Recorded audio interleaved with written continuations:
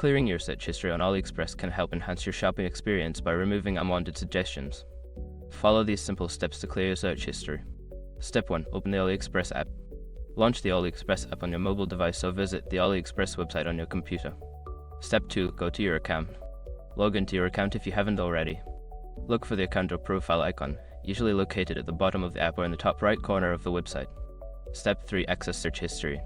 In your account settings, find the option labeled Search History. This may be under a section like Settings or Privacy. Step 4. Clear search history. Once you're in the search history section, look for an option to clear or delete your search history. Confirm the action if prompted. Step 5. Restart the app or refresh the page. To ensure the changes take effect, close the app or refresh the web page. Your search history should now be cleared. By following these steps, you can easily manage and clear your search history on AliExpress, allowing for a more personalized shopping experience.